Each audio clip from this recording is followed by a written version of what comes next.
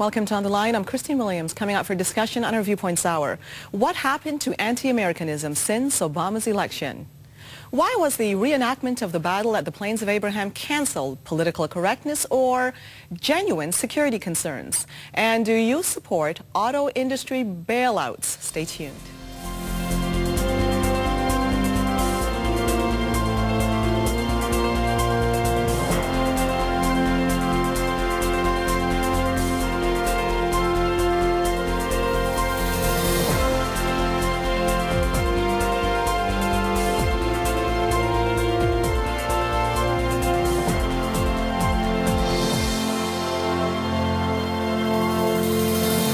And these are the issues we're presenting today to our Viewpoints guests for commentary. Once upon a time, it was fashionable to be anti-American, but what has happened ever since Barack Obama was elected? Did we shift to a softer stance toward our neighbors, and why? Reenacting the battle at the Plains of Abraham, Quebec, to celebrate its 250-year-old anniversary has been canceled. Do you believe the security reasons given, or was it really a cowardly surrender to a fierce campaign to end the reenactment by a separatist blogger? And auto industry bailouts, do you support them during this harsh economic climate? Now let's meet our Viewpoints guest. Dr. George Breckenridge is a political scientist and professor at McMaster University, and Paul McKeever is leader of the Freedom Party of Ontario.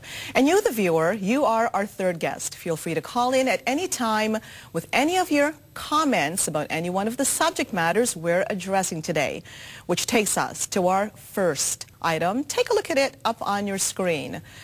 So, can we stop bashing America now? Now, I don't know about you, but you may know there have been numerous books written about anti-Americanism here in Canada. It's something that started, I would say, even before the Bush era. There's always been a little bit of sibling rivalry, if you want to put it that way, between Canada and our southern neighbors. But with George Bush, it became a highlight, I would say. It became fashionable. It became the thing to do, to hate George Bush and hate him with a passion. But now that Barack Obama is in power, we're seeing a bit of a different shift. Now, according to this article, the question is asked, would you say that in Canada we're being hypocritical? Because when you look at some of the ideologies that Obama actually shares with Bush, for example, and this is going even further perhaps than Bush has gone, bombing Taliban targets in Pakistan, extending the war in Afghanistan, and even looking for more support. But we seem to have just accepted that with a smile, unchallenged. Quite the difference, a shift, I would say, in our stance toward the United States. So how do you feel about the U.S.? Did you once hate them and you feel a bit softer now? We want to know what your view is when it comes to anti-Americanism, the relationship between Canada and the United States, and why you feel that way. So join us at any time on that. And of course, our guest joining us today, I want to hear what your view is. You went over this article, you saw the issues being presented here, and the major question is, do you think we're being big hypocrites here in Canada when it comes to how we really feel about what the country should be when it comes to perhaps foreign affairs? I'm going to start with you on this one, Paul. You know, I think it's a mistake to think that we're not anti-American anymore. It's just that Canadians now believe that America is not America anymore. That because it has a new president, it is now more like Canada. That it's throwing off its rugged individualism and becoming more collectivist and more altruistic and etc. And I think as a result of that, there's some forgiveness now of, you know, America has seen the error of its ways, and thank goodness it's now going to be a socialist nation like the rest of the world. But I think the reality is that that resentment which we've had, and I'm not saying me, but many Canadians have had against America, especially as it relates to having the Republican presidency, is a result of conservativism, on the one hand, pretending to be the voice of, say, capitalism and individual freedom, but on the other hand, touting with all its might all of that self-sacrifice, the altruism, which actually is entirely incompatible with capitalism, with the pursuit of one's own happiness. When you're saying that the best thing you can do in your life is to sacrifice for your fellow man, that is the altruism of socialism. So when a conservative comes out and says, I'm in favor of capitalism, and I care for my fellow man, the rational person says, you're a liar. and that conservatives lie, that in fact they're just trying to pretend that they care for their fellow man. They're lying about their ethics. And so the result has been conservatives, to prove just how altruistic they are, outspend any liberal they can possibly imagine on social programs, medical care, dental care, you name it, they'll spend it, all to prove just how self-sacrificial they are, which is why conservatives end up saying, what just happened? I thought that was supposed to be the capitalist party. It never was, and the reason was their morality was never consistent with individualism or capitalism. So everything's coming home to roost. An honest socialist has taken the presidency instead of a lying socialist. Dr. Breckenridge. Well, I mean, George Bush started out, billed himself as a compassionate conservative, and I guess you think that's a contradiction in terms. Yes. But he started out that way, but kind of lost the plot. I mean, they lost control of spending. There was no discipline, and that's certainly true. And part of that was under pressure of public opinion, and part of it was just the usual kind of need of members of Congress to grab as much as they can so they can boast to their districts and get reelected. That's partly what it did. But I mean, to call Obama a socialist is really, you know, it's really distorting the meaning of that word in a social. He's certainly left of center. He wants to do a lot of things that Bush didn't want to do.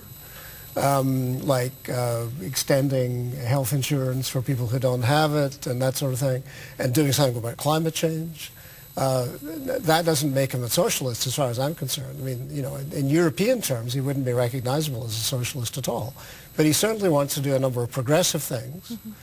I would prefer to use a term like that, which wants to use government to do certain things for society on the grounds that individuals can't do it for themselves. But you see, when we look at the whole notion of socialism, there are many definitions, and I'm talking, it ends up being in the eyes of the beholder. For instance, people are looking at the stimulus package that was put out, and they're saying it's very socialistic. Well, stimulus packages, if you're studying economics, there's something called Keynesian economics. It's to do with stimulus packages, if you want to put it that way. The only difference is he perhaps went one step further by combining that with handouts and perhaps being more sympathetic when it comes to allowing in illegals into the country. So when it comes to the definition of socialist, I'm sensing from the two of you in your position, both of you are very different when it comes to defining this word. And I want to hear in your, exactly, but I want to hear what the two of you have to say about what your definition of socialism is before we go on from here. Sure. I would define socialism, in fact, that's probably the subset. The broader term is collectivism, and the idea is that we're all in this together, that the wealth is all in one big pot, and that it all gets distributed by some means, either by a dictator or by will of the majority or by religious whim or whims of the majority. I mean, the idea of the collective is that we're all in this together, we're all responsible to our fellow man, and that implies altruism. It means that I don't have a right to exist if I'm not helping my fellow man to exist. I have no right to set up my own land, live my own life, pursue my own happiness, make that my purpose in life, even if I'm not helping someone else. Whereas the collectivist, that's the capitalist view. The collectivist view is the one that says, you know, you are your brother's keeper. And so the capitalist one is the one that says, no, you're not.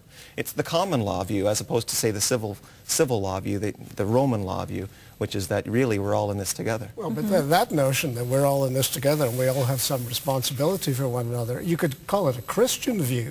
Never mind this, you know, it doesn't have to be a socialist view. I mean, you know, I am my brother's keeper. I mean, so that has very deep roots in the whole Western Judeo-Christian tradition. Oh yes. So there's nothing alien about that at all. The socialism is an argument about how you do that. And again, there are various kinds of socialism. It's not about balance. I mean, before the show today, I was telling you about this book that was written by two editors from Maclean's magazine. In fact, we did it. It's called, yesterday we featured it, it's called The Ego Boom. They talked about the roots of individualism in our country, which was to be admired. It was our founding fathers, both in the U.S. and Canada, adopted this view, and it had to do with the laws that we have today, our Constitution, the pursuit of happiness according to our laws, which is applauded in North American culture. And nothing is wrong with that. But there's a certain point at which it becomes, there's a sacrifice. And I don't mean it in a good way. You sacrifice the entire community because it becomes a selfish ambition and a selfish pursuit. And that is the one area that North Americans can't seem to come to grips with when it comes to the balance between pursuing your individual interest and at the same time looking out for the community. I mean, I'll give you an example. Even when we look at issues of multiculturalism, many of you watching have called and expressed how disgusted you were that our roots in this country are being eroded by people coming in, trying to change the laws, trying in Ontario to even bring in Sharia law. But you see, if you have no root and no foundation, you could end up with a problem. So where do we divide that line, which is why Obama seems to be attractive in the eyes of a lot of people, given this economic climate, because people say he cares.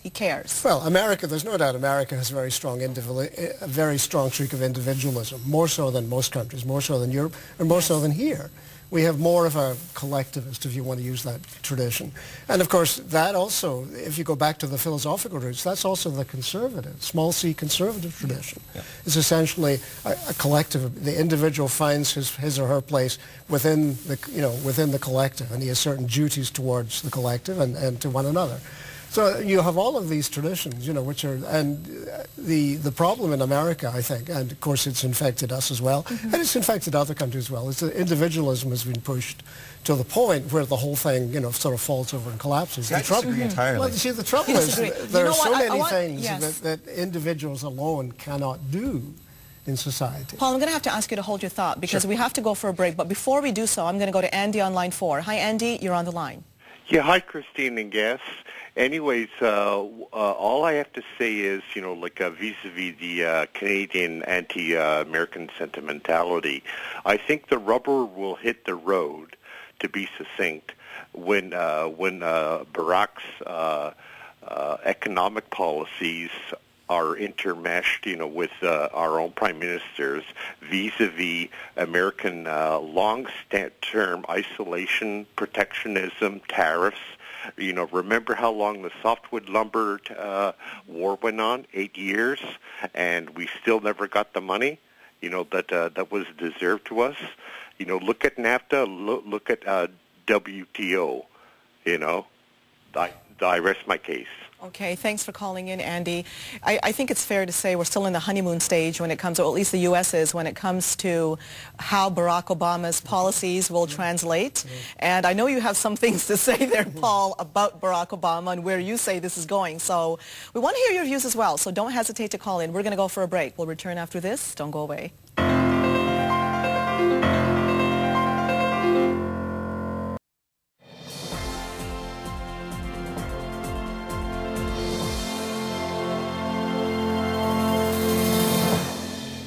Hello again. Welcome back to Viewpoints on the Line, continuing to talk about the question, what happened to anti-Americanism in Canada? The question to you, do you feel softer toward the United States ever since Barack Obama has come in as president? And Paul, I know we were in the middle of talking about, economic policy. Again, we were looking at some of the foreign policy. And for some reason, Canada isn't batting an eyelash. No matter what they hear that might be similar to George Bush, it's okay if it comes from Barack Obama, but not George Bush. But you were going to say something about his policies.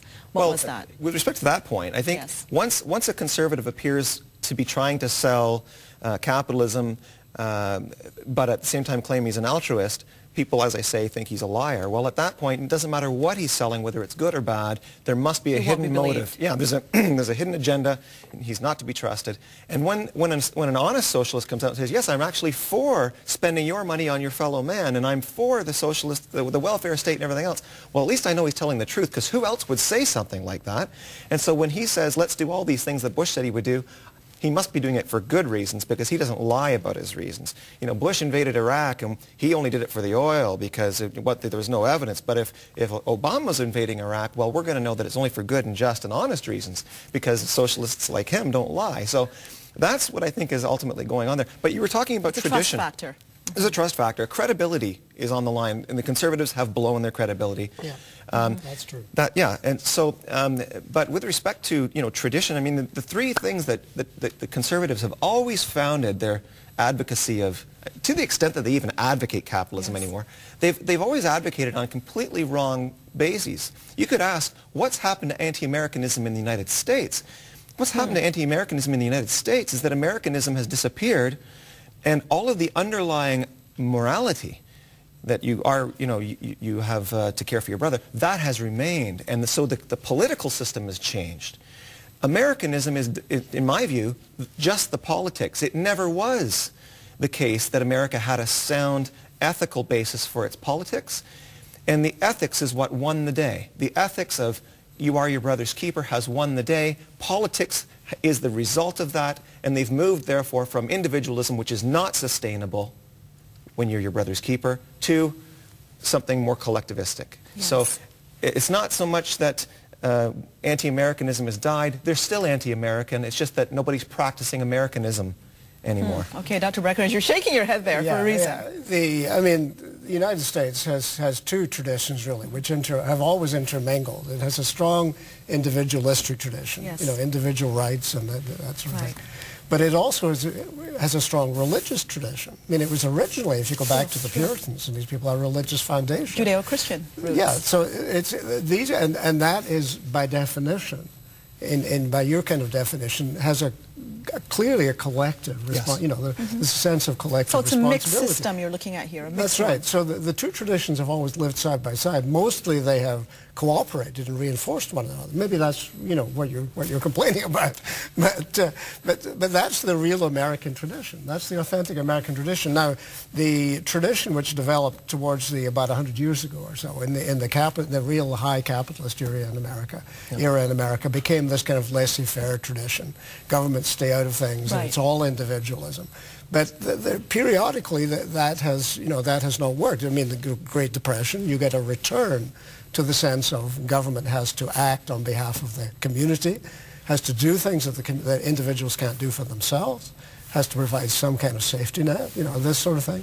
So there have been elements of both traditions, but the period in which it was sort of high capitalist, no government, every person for themselves, is actually fairly short.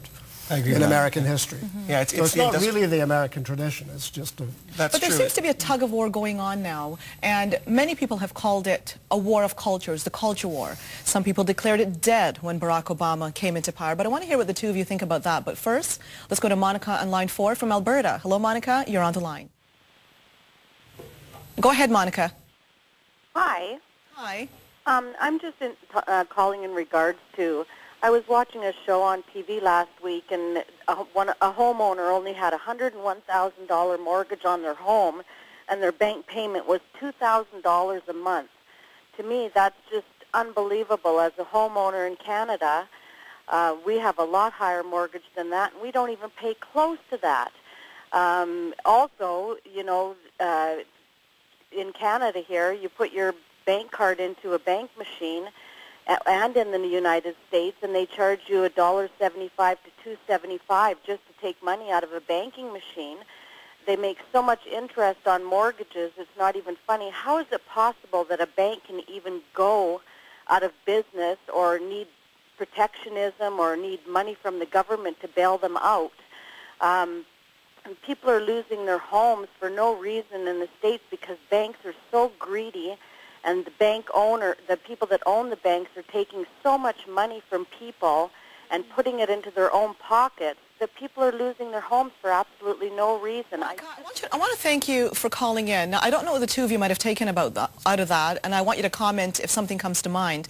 But what Monica is saying here, it brings to mind that there is still a prevailing view of the United States. Although we're not hearing people lashing out at the states, these bullies, George Bush, we're still seeing the criticism that somehow we're better than them when it comes to our debt load, when it comes to how we view or how we approach capitalism. Well, if you look at this economic crisis, there's no argument that it started in the banking system of the United States. Yes, of course it did. So we're right to blame them in a sense. And of course the reason you get the crisis is because the banks didn't stick to their business as they were forced to do in Canada.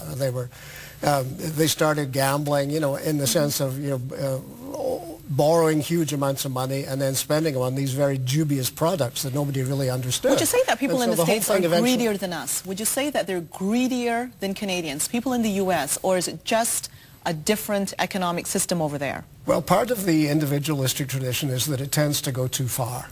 It tends to overreach. And you get this ultra-optimistic notion that things can go up forever. And everybody with any common sense knows things cannot go up forever. There's bound to be some kind of corrective at some point in time. But the Americans are perhaps more prone than most people, I think, because of this kind of individualistic, optimistic, America's most, is the only in America can you this, that, or the other happen.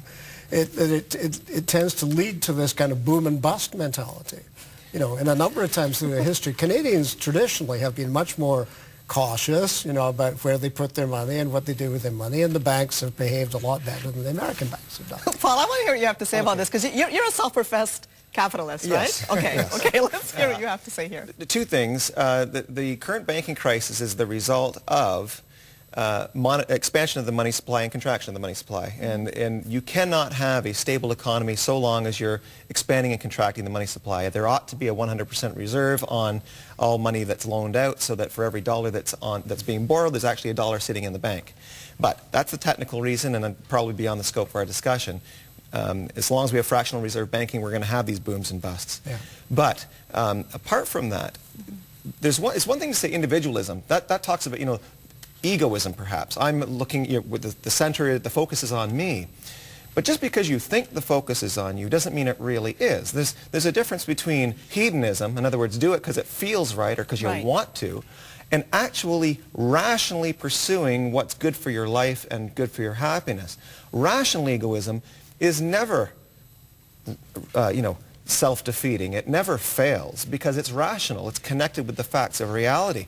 We get in trouble when we start thinking that we can borrow ourselves into wealth, that we can thieve ourselves into wealth, that the government can create something out of nothing, that either the government or a supernatural entity or a witch in a dime store psychic ward can somehow give me effortless existence. I can live without effort. I don't have to think. I don't have to work.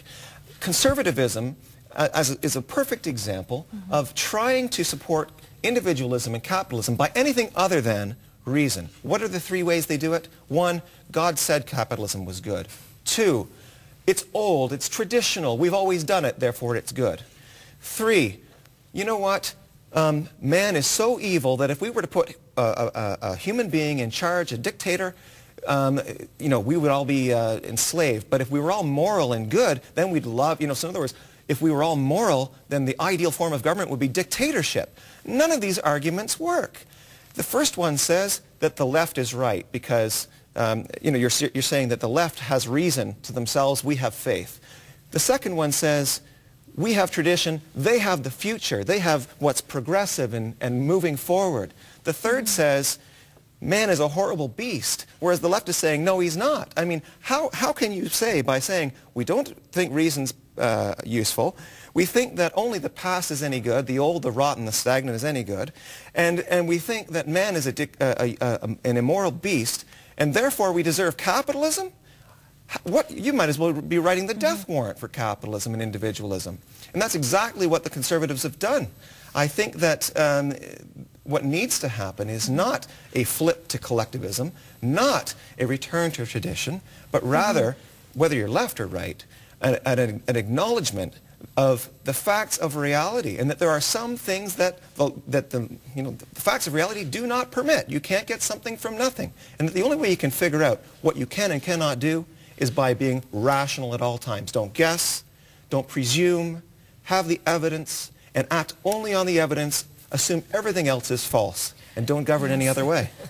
Dr. Breckenridge, I don't think individuals are capable of sustaining that kind of rationality for very long. So. Would you say that we're in a limbo right now? I mean, we're still in the honeymoon phase with Barack Obama's presidency. Of course, he's only been there for a month. We're in a limbo. That's right. Okay, now I think that's fair to conclude on for this topic.